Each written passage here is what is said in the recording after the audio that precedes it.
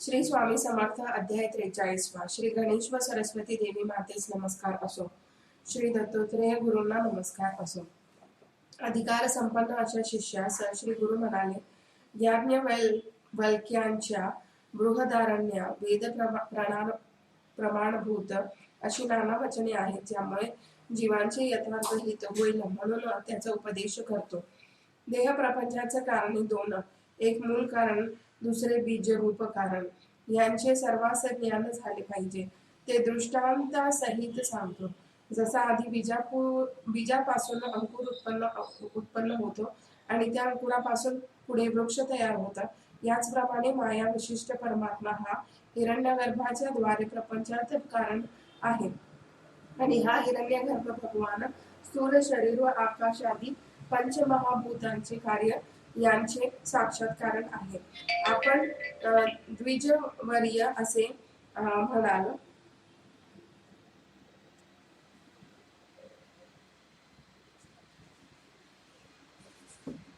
की जो पदार्थ एकदा उत्पन्न होतो तो पुन्हा उत्पन्न होणार नाही कदापि, परंतु स्वभावपूर्ण कारणापासून अपूर्ण पदार्थ उत्पन्न होतात. म्हणून मूळ कारणांचे विचार करणे नको. इथे ही बाब लक्षात घ्यावी की एक वेळ उत्पन्न झालेल्या पदार्थाची पुन्हा उत्पत्ती होते असे मत जर अंगीकारले तरी दोन दोष निर्माण होतात. त्याचप्रमाणे दोषांचे लक्षण सांगतो. श्रोतृजनांनी ते जाणून घ्यावे.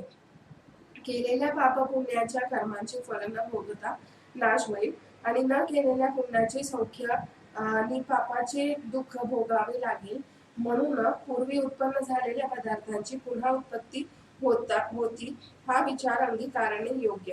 कारण पूर्वजन्मात या जीवाने जी पुण्य अथवा पापचरणे केली त्यांचे जे काही सुख व दुःख रूप फळ असेल ते या जन्मात जीव भोगतो आणि या जन्मात जी पुण्य पाप कर्मे करतो त्याचे फळ पुढील जन्मात भोगेल. पूर्वी केलेल्या घटनांना पुढे कर्मानुसार फळे लागतातच. मात्र जे पदार्थ असत्य होत पूर्वी कधीही उत्पन्न झालेले नाही अशा पदार्थांना पुण्य पापरूप फळाचा दोष येत नाही. तात्पर्य, पूर्वी उत्पन्न झालेल्या पदार्थांची उत्पत्ती अवश्य मानली पाहिजे. ज्याप्रमाणे आईच्या गर्भातून निघालेल्या बालकाची स्तनपानासाठी प्रवृत्ती होते, हा पदार्थ त्याच्या सुखाचे साधन आहे.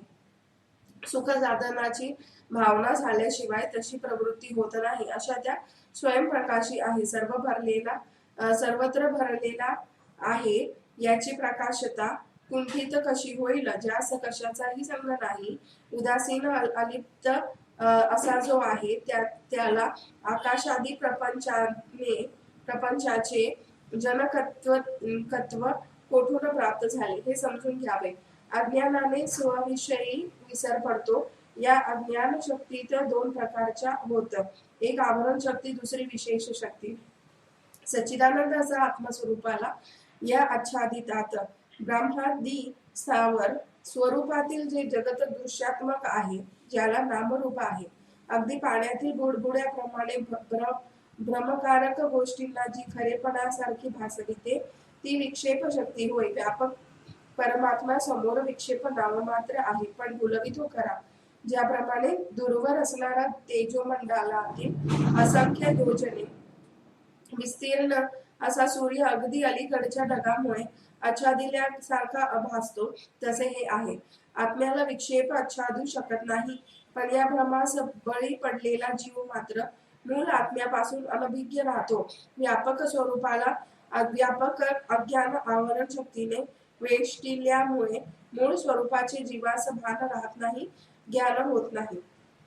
ज्या विषयीचे ज्ञान झाले पाहिजे त्या उपहित पदार्थ जवळ राहून जी वस्तू आपल्या धर्मांचे म्हणजे अज्ञानजन्य तुच्छ स्वरूपाचे आरोपण करते त्या वस्तूचे नाव उपाधी होय. ज्याप्रमाणे बुद्धी ही देखील उपाधिरूप ठरते, उपाधिवान अशा पदार्थाला उपहित म्हणतात. शास्त्रामध्ये उपाधी शब्दाचे असे अर्थ सांगितले आहे. त्याचप्रमाणे सुख दुःख कारण रूप दोष जीवाला लागतात. क्षुधा म्हणजे भूक, पिपासा म्हणजे तहान, जागेपणास दूर लोटणारी निद्रा, कसलेही भय, प्रिय वस्तूंची सतत वाटणारी प्रीती, अप्रिय असलेल्या वस्तूंचा द्वेष, आत्म्याला आवरण करणारा मोह आणि मिष्ठान मूत्र त्यागण्याआधी प्राप्त होणारी विषमदशा, हे तो 8 दोष आहे जे जीवाच्या सुखदुःखाला पहिले कारण ठरतात. आता त्रिविध ताप कोणते तेही संक्षेपात पाहू. आध्यात्मिक, भौतिक आणि आधिदैविक असे हे त्रिविध ताप होत. त्यापैकी अध्यात्माचे 2 प्रकार होत, एक मानसिक, दुसरा शारीरिक. मनामध्ये कामानादिक अनेक विकार होतात, ते मानसिक. तर शरीरात विकार होणे हे कायिक व शारीरिक. वाघ, साप, विंचवादींचे ताप, भूतांचा पासून वाटणारा भयकंप, शत्रू निंदकांपासून होणारा दुःख, कोप, ब्राह्मणादिकांची छाप, कुत्रे, घुशी, उंदीर, कीटकांचा उपद्रव, ढुकणे, चिलटे, मच्छर, त्याप्रमाणे मनुष्य, तृणचर, वनचर, जलचर आदींपासून अगदी पशुपक्ष्यांपासूनही होणारा उपद्रव हा आदिभौतिक होय. आपण केलेला उपकार विसरून जे कृतज्ञ होतात, आपल्या कार्यात विघ्न आणतात, हे सर्व भूतांपासून होणारे दुःखांचा निर्माण हाच आदिभौतिक ताप होय. नवग्रहांपासून पीडा झाली, अंगात संचार येऊन मागणारे देव, सटवाई, चंडी, म्हसोबा, भैरव असे लहान मोठे देव जे दुःख त्रास देऊन जीवास नेतात, हा आदिदैविक ताप झाला. वृष्टी, अनावृष्टी, अवर्षण, धान्य न मिळणे, न पिकणे, अन्न पाण्याचा दुष्काळ व सुकाळ, हे सारे आधी दैविकच होय. फार मोठ्या सौख्याची उत्पत्ती, अकस्मात उद्भवणारे रोग, सहस्रावधी प्राणांचे क्षणात मृत्यू, वायू, अग्नी, इंद्र, चंद्रादी देवतांची कोपाने होणारे भयंकर नाश. तात्पर्य हे की या देवी देविकांपासून क्लेश होऊन सर्वस्वी नाश होतो, हा अधिदैविक विशेष ताप होय, असे शास्त्र पुराणे सांगतात. उल्कापात नक्षत्रात, भूकंपादिक घटना अकस्मात उद्भवतात, महापुराने गावे बुडतात, वृक्ष दरडी, अगदी पर्वतही कोसळतात. हे जे घडते ते सर्व पूर्वोक्त ताप, दोष, उपाधी आदींचे हरण आत्मसाक्षात्कारणाची शक्य होय. म्हणून त्वरेने गुरुकृपा संपादन करून आत्मज्ञान मिळवणे हिताचे आहे. आत्मज्ञानी कास धरताना सावध असावे. अगणिक देवतांपासून ब्रह्मलोकाची प्राप्ती होते, परंतु ब्रह्मस्वरूपात प्राप्त व्हावी अशी केवळ इच्छाही देखील बाधते. भविष्यकालीन इच्छा बाळगणे हे सुद्धा इस्पित साध्य करण्यास प्रतिबंधक ठरतं. तसेच जीवनमान चालणे असताना जी विषयाची आसक्ती जीवामध्ये विद्यमान असते, हे वर्तमान काळी वर्तन आत्मसौख्यासाठी प्रतिबंधक ठरते. हा प्रतिबंध जीवात कायम असेल तर आत्मज्ञान कार्य उत्पन्न होत नाही. म्हणून ब्रह्मलोकाची आस व विषयाची इच्छा त्यागून प्रतिबंध रहित व्हावे. श्रोत्रिय म्हणजे बहुश्रुत शब्दज्ञानी असे, तसेच बोलण्यातील श्रवणीयता असलेले आणि ब्रह्मनिष्ठ म्हणजे ज्यांच्यापाशी ब्रह्मरूप ठरले आहे अशा श्रीगुरूंची सेवा करावी, त्यांच्या विचारांचे मनन करावे, आचरण संपादावे, निरंतर ब्रह्माभ्यास करावा, म्हणजे हे सारे प्रतिबंध लयास जातात. हे करताना स्वप्नातही संशयाची भावना नसावी. अखंडपणे अंतःकरण वृत्ती ब्रह्माकार स्वरूपामध्ये राखावी. सजातीय विजातीय स्वगत असे कोणतेही भेद न करता अव्याहत ब्रह्माभ्यास करावा. असे एक अभ्यासी, विरक्त, शांत असणारे, सारासार विवेक गुरुभक्त अक्कलकोटचे राजे श्रीमंत मालोजी महाराज भोसले हे एकेकाळी इंग्रज सरकारने अक्कलकोट संस्थान जप्त केल्यामुळे सोलापूरमध्ये राहण्यास गेले. 3 महिनेपर्यंत त्यांचे तिथे मुक्काम होते. इंग्रजांच्या वरिष्ठ अधिकाऱ्यांकडे ते आपली बाजू मांडत होते. त्याच दरम्यान मेहरबान श्री स्वामी राजमूर्ती सोलापूर जवळच्या कुंभारी ग्रामी फिरत पोहोचले. कुंभारी गावाच्या मळ्यात महाराज स्वेच्छेने संसार करीत राहिले. जगद्हितार्थ त्यांचा एक दिवस मुक्काम तिथे राहिला. सांगलीकर पटवर्धन. सांगलीचे तात्यासाहेब पटवर्धन श्री स्वामी समर्थ डंका ऐकून दर्शनार्थ अक्कलकोट ग्रामी आले. स्वामीराज कुंभारी ग्रामी असल्याचे कळल्यावर तिथे निघाले. ते तात्यासाहेब अनेक संन्यासी योगी महाराजांना भेटत असत. बहुतेक साधूंचा वेश मात्र आकर्षक असे. आंतरिक स्थिती यथाच अस्थायी. श्री स्वामी समर्थ हे कसे आहेत हे पाहण्यासाठी ते आधी अगदी दौलतच मिळाले. नंतर पालखीत बसून श्री स्वामी दर्शनार्थ समोर गेले. छत्र चामरांचा घाटही सवे ठेवला होता. राज्यमताने भरून पावलेल्या तात्यासाहेबांनी त्याच्या आवेगात श्रींसमोर फलादी अर्पिले, नमन केले. क्षणभर त्यांच्या मनी गर्वाचे ढग दाटले. माझे राज्य ऐश्वर्य फार चांगले आहे, ते या अवतारी पुरुषांना दाखविले. ते विचित्र विचार ओळखून अंतरसाक्षी स्वामीराया झटकन म्हटले, का रे, हा कोणाचा थाट आहे? हा मोठेपणा का मिळाला? याचे पोरवट नीट जाणतोस काय? पहिली वाट विसरलास? हे ऐकताच पटवर्धन चमकले. अंतरीची खूण पटली. योगती प्रचिती त्यास आली. मग ते अति लीन झाले. त्या आधीच त्यांनी श्री स्वामी महाराजांना जाणण्यासाठी आणखी एक परीक्षा पाहिली होती. महाराजांसमोर ठेवण्याच्या पेढ्यांमध्ये हिऱ्याच्या 2 सुवर्ण अंगठ्या दाबून ठेवल्या होत्या. त्या समर्थांसमोर ठेवल्या. मात्र यतीश्वरमूर्ती हसून म्हणाले, आमची परीक्षा घ्यायचा कसला विचार मनात आणतोस? त्या पाषाणाच्या अंगठ्या तुम्हीच परत घ्याव्यात. येथे दांभिकपण चालत नाही. आम्हा यतींना सुवर्णाधिक रत्ने हे माती दगडा माणस दिसतात. घरी ने, नाहीतर ते फेकून दे. आम्हाला त्याची गरज नाही. मग तात्यासाहेब अगदीच विस्मित झाले. प्रभू श्री स्वामी महाराजांना साष्टांग नमस्कार करीत उद्गारले, महाराज हे साक्षात भगवंत आहेत. इतर संन्याशांसारखे नाही. सर्वज्ञ, सर्वसाक्षी, जितेंद्रिय, निस्पृह. श्री स्वामीरायांच्या दर्शनाने माझे मद दुराग्रह निमाला. सगळे कुतर्क संशय नष्ट झाले. इष्ट निष्ठ अनिष्ट अशा कित्येक कार्यांचा सहजपणे स्पष्ट निर्णय झाला. या चिन्मूर्ती परमात्मा समर्थपदी शरणागत होऊन मी संतुष्ट झालो आहे. त्यांनी पुन्हा पुन्हा लोटांगण घातले. श्री स्वामीरायांनी कृपाळू होऊन प्रसाद दिला. मग आज्ञा घेऊन पटवर्धन रवाना झाले. तिथे मालोजी राजास भेटून योगींद्र वृत्तांचे निवेदन केले. ते ऐकल्यावर मालोजीरावांनाही श्री स्वामी दर्शनाची ओढ लागली. गेले 3 महिने ते सोलापूरमध्ये असल्याने श्री दर्शनाचे बारखे झाले होते. त्यांनी सेवकगणास श्री स्वामीरायांकडे पाठवले. अधिकारी जण प्रार्थना करण्यास निघाले. कारकुनाने सुरेश्वर श्री स्वामी मूर्तीकडे विनम्र भावाने निवेदन केले की मालोजी भूपती प्रभू दर्शनास फार तळमळत आहे. कृपा करून आपण सोलापूर चलावे.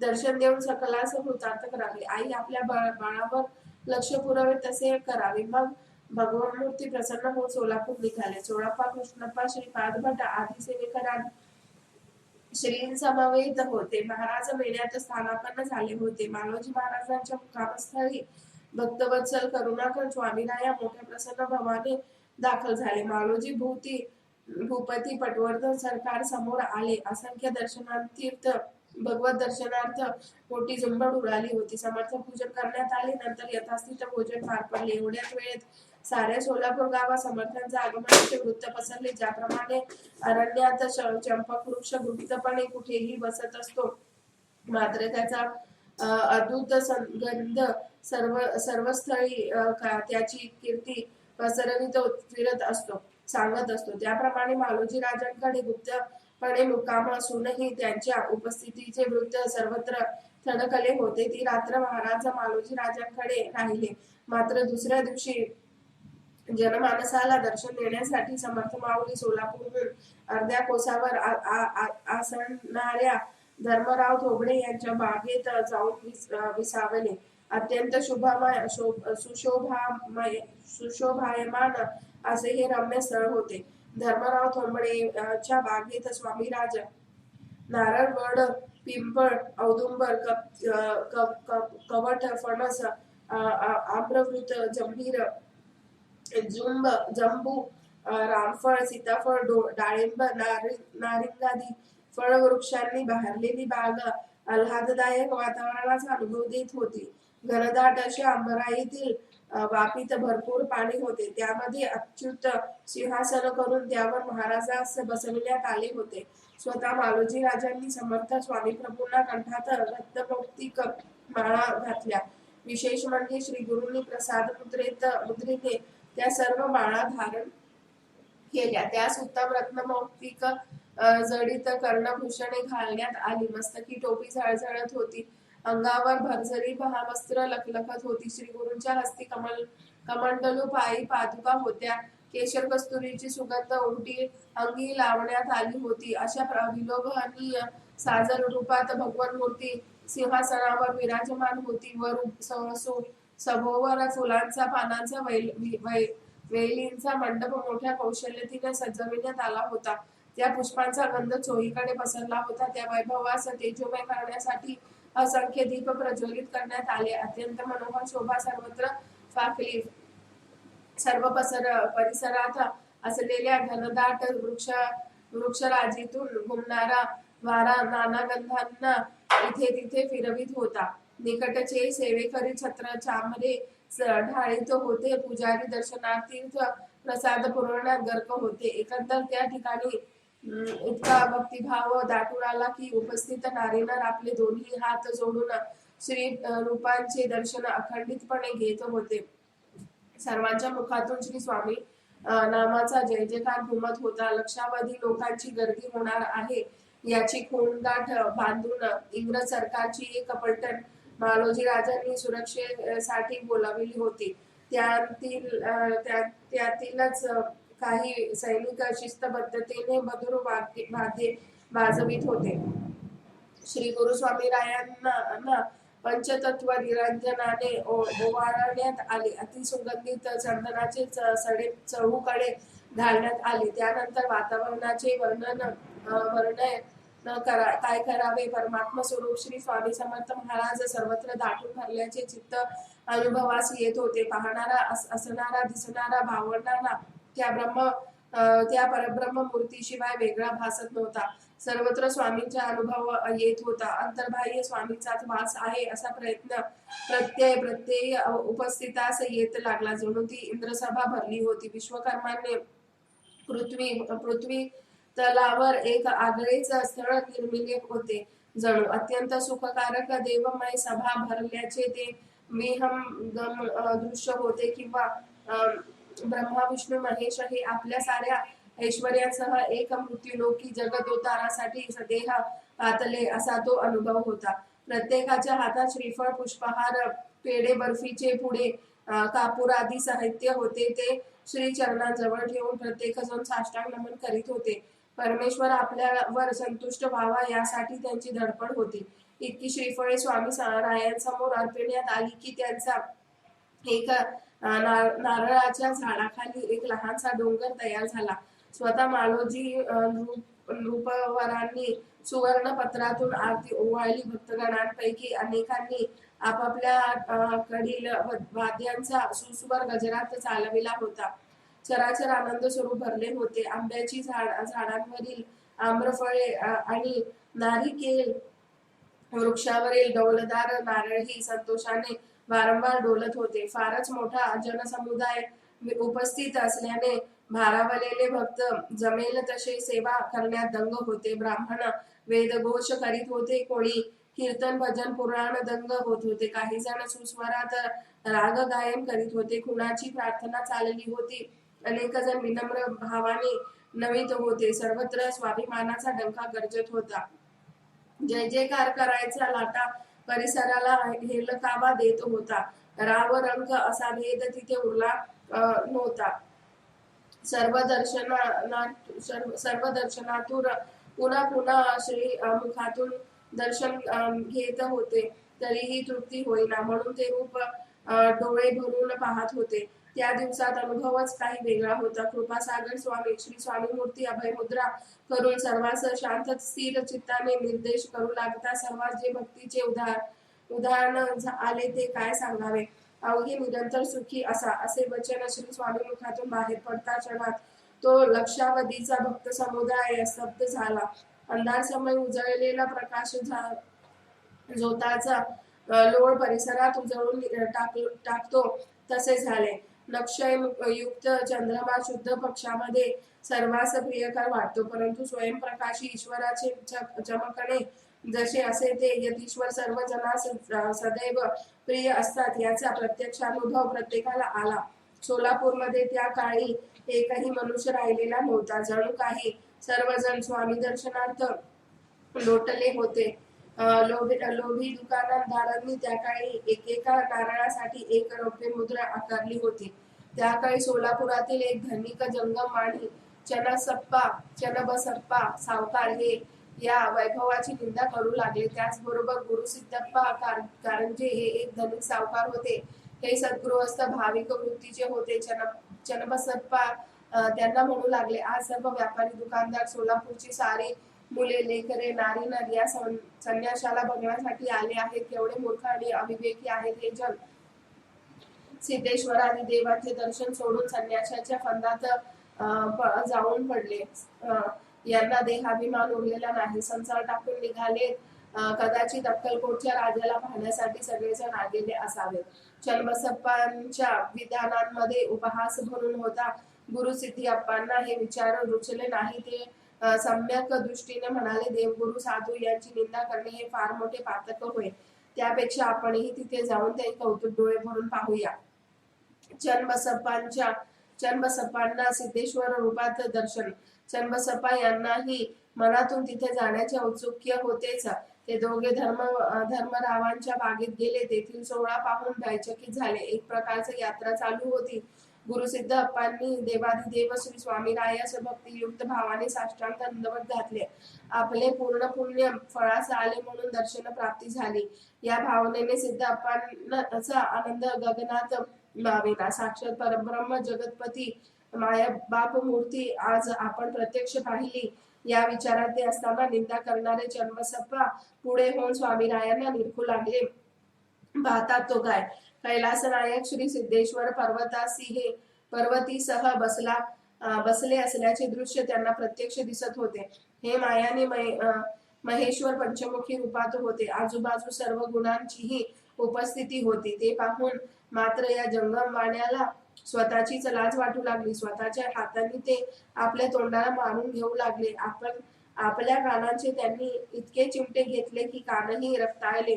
आपली जिव्हा शास्त्रेने छाटून टाकतो असे ते म्हणू लागले. भयाने त्यांचे शरीर थरथर कापू लागले.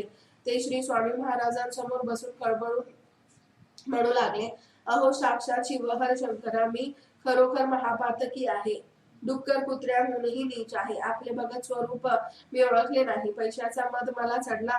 मी कठोर वचने त्यास तोंडून निघाली. आज लक्षावधी लोक घरदार सोडून आपल्या दर्शनास तल्लीन झाले. त्या सर्व देवभक्तांना मी दूषण दिले. या महान अपराधासाठी मला देहांत प्रायश्चित मिळाले पाहिजे. त्यावेळी भगवान मूर्ती स्वामीराज बदलले. तुला निश्चितपणे पश्चाताप झालेला आहे. पश्चाताप हे पाप्यांचे मुख्य प्रायश्चित आहे. त्याने पाप जळते, चित्त शुद्ध होते. दुर्वासनांचा समूळ क्षय झाल्याने अनायासे मनोजय होतो. संसार प्रपंचाचा अनुताप होणे हेच वैराग्य जाणावे. ही स्वामी वचने ऐकल्यावर उपस्थित जण आश्चर्य करू लागले. समर्थांना निंदक आणि वंदक दोन्हीही समान असतात. भगवान करुणार्णव स्वामीराया धन्य होत कोठेही बसून म्हणून उणेपणा त्यास स्पर्शत नाही. अतिनिंदक असणाऱ्या जर ते कृपा करतात मग भक्तांवर तर करतील हे उघडच आहे बापा. श्री स्वामी महाराजांचा दयाळूपणा, त्यांची क्षमाशीलता, त्यांचे सामर्थ्य, प्रतापी स्वरूप ह्याचा महिमा कोणासही कळणारा नाही. असो. चन्नबसप्पा वारदांची शरणागती. अशा प्रकारे चन्नबसप्पा पुरते शरण आले. पुढे त्यांनी उत्तम शिवलिंग अक्कलकोटात स्वामीरायांसमोर अर्पण केले. त्याची स्थापना बुधवार पेठेतील मठात झाली. त्याचप्रमाणे सुरेख कृष्णवर्णीय पादुकांचेही अर्पण केल्या. काही त्या मठात मुख्य स्थळी श्री स्वामीराज गुरूंच्या नृसिंहवार पादुका म्हणून स्थापन झालेल्या आहेत. चन्नबसप्पांच्या मनात एक कामना होती, ती जणू स्वामींबद्दल चरवी दिल्यास कार्य झाले समज. मग वारद उभयतांनी तीर्थप्रसादाने सेवन केले. मोठ्या आनंदात ते घरी परतले. समर्थ कृपेने पुढे चन्नबसप्पांना पुत्र संतान झाली. त्याचे नामाभिधान श्री स्वामी आज्ञेने मल्लिकार्जुन असे ठेवण्यात आले. मुलास प्रज्ञापुरी आणून त्या स्वामी चरणांवर घातले. त्या चरणी चन्नबसप्पांनी 1 सहस्त्र मुद्रा अर्पण केल्या. त्याच वेळी देवकार्यासाठी म्हणून एक चौरीही अर्पण केली. चौरी म्हणजे तांब्याचा फार मोठा हंडा, ज्यात मोठा 40 घागरी इतके पाणी राहते. चन्नबसप्पांची श्री गुरूंवर अपार श्रद्धा जडली. मग त्यांनी सेवेत कसूर होऊ दिले नाही. हे नामांकित व्यापारी होते. राजदरबारातही त्यांना मोठा मान झाला. चन्नबसप्पा त्यांच्याप्रमाणे त्याला मुलानेही श्री स्वामीरायांची उत्तम सेवा आरंभिली. प्रत्येक वर्षी 2-4 वेळा ते अक्कलकोटात येत असत. असो, श्री स्वामी समर्थ महाराज सोलापुरात आले. त्यांनी मालोजीरायांना कृपा कटाक्ष टाकला. त्यानंतर इंग्रज अधिकाऱ्यांनीही विशेष काही आक्षेप न घेता प्रज्ञापुरीचा जप्ती न करता त्यास मुक्त केले. मग मालोजी राजे दिमाख्यात अक्कलकोटी परतले. स्वराजधानीत परतल्यावर मोठ्या भक्तिभावाने त्यांनी श्री स्वामीरायास वंदिले आणि आपल्या नित्याच्या राज्य शकट हाकण्यात उद्योगात मग्न झाले. आचरणाविषयी विंचूरकरांना टोकले. अक्कलकोटात संस्थानात रिजंट म्हणून श्रीमंत दादासाहेब विंचुरकर कारभार पाहत होते. त्यांची श्री स्वामी राजगुरूंवर दृढ भक्ती झाली होती. ते वारंवार श्री स्वामीरायास आपल्या घरी नेत असत. प्रेमभावाने स्नान घालीत असत. भोजनाचा उत्तम प्रबंध केला जात असे. ते श्री स्वामीरायांचे पादसेवन करीत. चोळप्पांनाही मोठे मान देत. विंचुरकरांचे स्वामी कार्यास सहकार्य असल्याने चोळप्पांचे पुत्र नीलकंठ तथा कृष्णप्पा वरचेवर विंचुरकरांकडे जायचा. एके दिवशी श्री स्वामीरायांनी दादासाहेबांच्या हातातील कागद काढून घेतला आणि कृष्णप्पाच्या हातात दिला. विंचुरकरांनी सहज भावाने कृष्णप्पा सांगितले की हातातील कागद सविस्तर वाचा. त्या दिवसामध्ये कृष्णप्पा नव्यानेच वाचनाचा अभ्यास सुरू केला होता. त्यामुळे कागदावरील मजकूर त्याला भरभर वाचत येईना. अभ्यास करण्यासाठी म्हणून कृष्णप्पा दादासाहेबांना रागे भरले. त्याला ही गोष्ट फार लागली. घरी जाऊन ते स्वतः मस्तकावर आघात करू लागला. पुन्हा एके दिवशी असाच प्रसंग आला.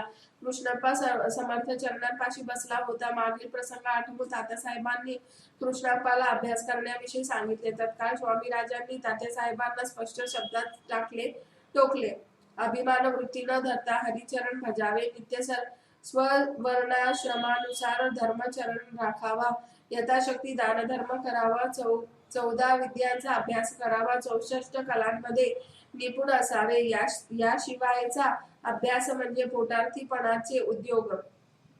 श्री स्वामी महाराजांनी कृष्णप्पाला सांभाळून घेतल्यानंतर विंचुरकरही त्यांचा आदर करू लागले. असो, विंचुरकरांच्या मांडीवर श्वेतकुष्ठ, या दादासाहेबांच्या मांडीवर पूर्ण कुष्ठरोग उद्भवला होता.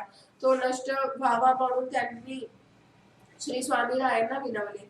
विंचुरकरांच्या बोटात एक रत्नजडित अंगठी होती. त्याकडे निदर्श करून कृपासिंधू बोलिले, हे रत्न मुद्रिका अर्पण केल्यास रोग शमेल. उदार धर्मशील अशी तात्यासाहेब तत्काळ ती अंगठी स्वामीरायांच्या समोर काढून ठेवली.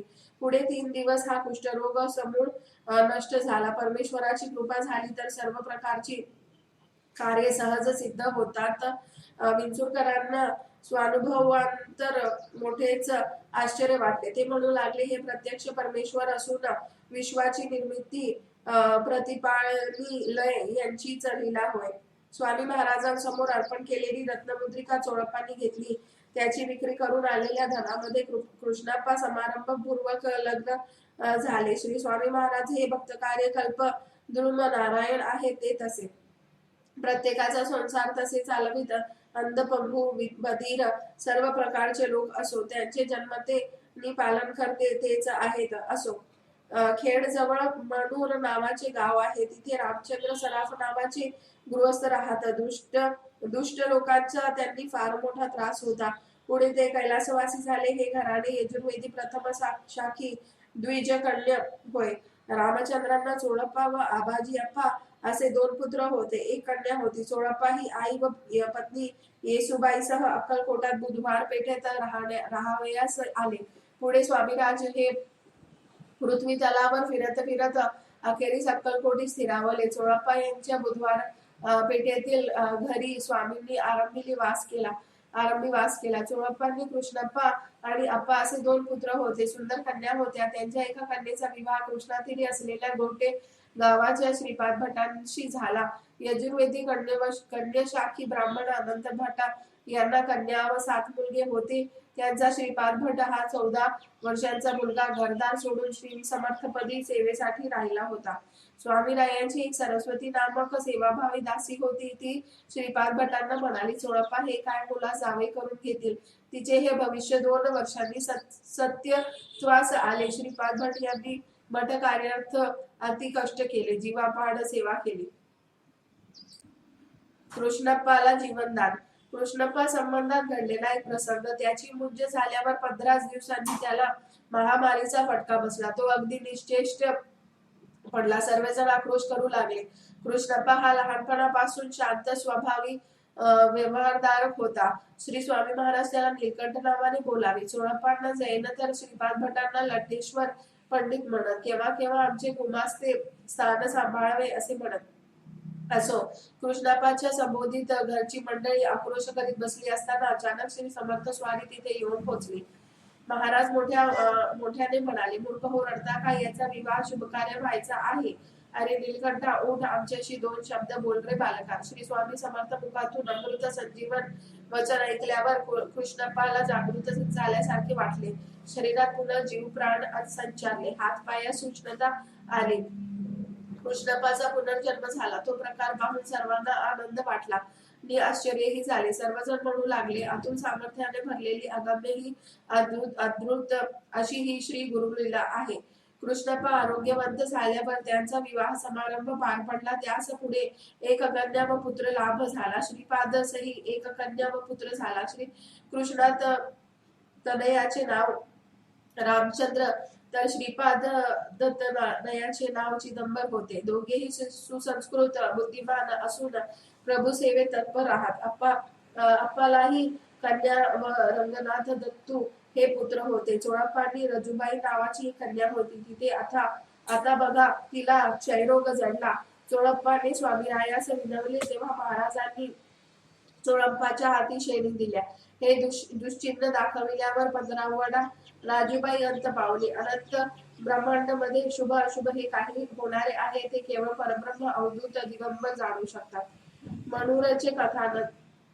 अश्विन महिन्यातील ही गोष्ट. चंद्रभागीच्या तिरीक्षी क्षेत्र म्हणून नामक स्थान आहे. त्याच्या एका तीरावर श्री स्वामी महाराज हे आपल्या भक्तगणांसमवेत मुक्कामास होते. पर्जन्य अफाट कोसळल्यामुळे भीमा दुथडी भरून वाहत होती. पाण्याचा पारावर उरला नव्हता.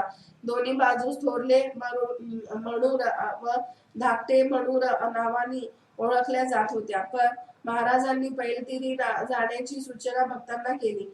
पाण्यात जबरदस्त भर असतानाही नावड्यांनी नाविकेतून श्रींना धाकट्या मणुरास नेले. तिथे पर्जन्याचा मोठा जोर होता. त्या दिवशी कुणासही काही खायला मिळाले नाही. दुसऱ्या दिवशी स्वतः कलानिधी समर्थ स्वामीराज मोठ्या आनंदात घाटावर येऊन बसले. त्या ओलाचिंब परिसरात गायन करू लागले. मग थोड्या वेळाने स्नान आटोपले. त्यानंतर भोजनाचा कार्यक्रम झाला. त्यापश्चात चोळप्पाही स्वामी नाथांजवळ येऊन म्हणाले, पलीकडच्या तीरावर गाई गुरे हरबंडा फोडत आहे. तिथे आपण चलावे. यावेळी भीमा अक्राळ विक्राळ पसरली होती. मंजूर स्वरामध्ये श्री प्रभू स्वामी वदले, भीमाबाई वाट देईल तर जाणे होईल. काही भक्त चालले म्हणाले, पलीकडच्या तीरावर एक विशाल नौका आहे, त्यामध्ये बसून जाऊया. स्वामी महाराज म्हणाले, पलीकडे जाऊन ती नौका अलीकडे कोण आणतो. चोळप्पा म्हणाले, आज्ञा व्हावी, काही अवघड नाही, आम्ही जाऊ. श्री गुरु म्हणाले, तुम्हा लोकांना वेळ लागले आहे काय? जर लट्टेश्वर पंडित श्रीपाद जाईल तर तो नौका आणू शकेल. जावई श्रीपाद पाण्यातून पाठवण्याचा कल्पना चोळप्पांना मानवेना. ते म्हणू लागले, नदीच्या पाण्याला काही पार उरलेला नाही. त्यात चांगडी भोपळे नाही. नौकेशिवाय या अफाट जलप्रवाहात उडी घालणे म्हणजे भयंकर साहसी कृत्य करण्यासारखे आहे. श्रीपाद भटजी मात्र उत्साहात होते. श्री स्वामीरायांवर त्यांचा पूर्ण शरणागत भाव होता. ते म्हणाले, समर्थाज्ञ श्रीमानाने देहाचा होणे हे ते होईल. अंगावरची वस्त्रे काढून ते केवळ पंचाघट्ट नसले. दत्तस्वामी अशी गर्जना करून त्यांनी सत्वर निर्भयतेने महापुरात उडी घेतली. देहावर उदार होऊन केवळ समर्थ वचनाच्या खात्रीने त्यांनी महापुरात देह टाकला. ते एकटे जात आहेत हे पाहून समर्थ कृपेची पाणी चाखण्यासाठी वळवंत सुईवाले यांनी ही उडी घातली. लगोलग कृष्ण शिपायाने सूर सूर मारला. मोठे धैर्य दाखवितात प्रयासाने तिघांनी पहिलं तर गाठला. तेथील नौकास एलतीने आणली. मग समस्त मंडळींसह योगींद्र नौकेत बसले. त्या सरशी धुवाधार पाऊस कोसळला असताना चौघे वाद्ये वाजविण्यात आली. भीमा गंगा की जय म्हणत सर्वजण थोरल्या मानुरास गेले. त्यावेळी नौकेत चोळप्पा, बावडेकर, बाबा यादव, वैरागचे नागप्पा आणि मंडळी होती. जलप्रवाहासाठी स्थानिक नानावडांची आश्चर्य वाचून राहिली नाही. पटाशिवाय म्हणणारे अनेक जण देहलोभ धरून भयाने दूर पळत होते. पण धन्य धन्य ते पटशिष्य श्रीपाद भट, दाढी जटा वाढविणारे भगवे वस्त्रधारी लोक, जगत पटशिष्य म्हणून मिरवीत, ज्याप्रमाणे अन्नात असूनही ते पळी जशी स्वतः कोरडीच असतो तसे असो. महामारीने मृत मुलाला उठविले. त्या दिवशी यल्लमाचे देवालयात सर्वांचे मुक्काम होता. त्या काळी गावात महामारी उपद्रव झाला होता. गावचे पाटील येऊन प्रार्थना करू लागले, माझा पुत्र हनुमंत या फेऱ्यात सापडला आहे, त्याच वाचवावे. पाटीलांना कळवळून दावा केल्यावर दयार्द मूर्ती जनार्दन श्री स्वामीराया पाटीलांच्या घरी सोप्यात जाऊन बसले. जगन्नाथ योगीश्वर स्वतः घरी आल्यावर सर्वांनी अधिकच आक्रोश मांडला. मुलगा गेला असल्याने त्या स्पर्श केला असता आपणास विटाळी होईल असे काही जण प्रभुरायास विनवू लागले. शिवाय त्यास महामारीची बाधाही होती. चोळप्पा म्हणू लागले, प्रभू आपण देवळात चालावे, हा प्रसंग पाहत नाही. त्यावेळी अण्णा पाटील पुन्हा धाय मोकलून आडवे झाले. महाराज काय या काळी आपण कृपा करावी. मुलगा निरोप घेऊन चालला. श्री स्वामीराज वदले, कोण निरोप देतो त्याला कडुलिंबाचा पाला वाटून मुलाच्या शरीरात लावावा. त्याचप्रमाणे कडुलिंबाच्या पाल्यामध्ये पाणी घालून मुलास तत्वर पाजा. पाटीलांनी ही आज्ञा शरीर मानून तत्काळ सूचना अंमलात आणली आणि अनुभवतो काय. हनुमंत हा सावध होऊन आपल्या नातेवाईकांकडे पाहू लागला. हळूहळू हातापायांचे चलन वलनही होऊ लागले. आनंदाचे सुदिन उगवला. मृत मुलगा जिवंत झाला. दुसऱ्या दिवशी अण्णा पाटीलांनी श्री स्वामीराजांची पूजा केली, ब्राह्मण भोजन घातले. हनुमंतास आरोग्य लाभले. महामारी म्हणून मधील उपद्रवही निंपला. मग समर्थ अक्कलकोटास परतले. अशा त्यांच्या लीला अगाध आहेत. हे परमात्मा स्वामी काय करणार नाहीत. क्षणमात्र ते ब्रह्मांड मोडतील, पुन्हा रचतील. जगाच्या उद्धारासाठी त्यांनी प्रज्ञापुरी वास केला, अनंत लीला दाखवल्या. त्यांचे वर्णन ज्यात आहे असे ते श्री गुरुलीलामृत ब्रह्मनिष्ठ वामनाने रचिलेले श्री गुरु शिष्य संवाद रूप असा हा 43वा अध्याय इथे समाप्त होत आहे. श्री स्वामी समर्थ.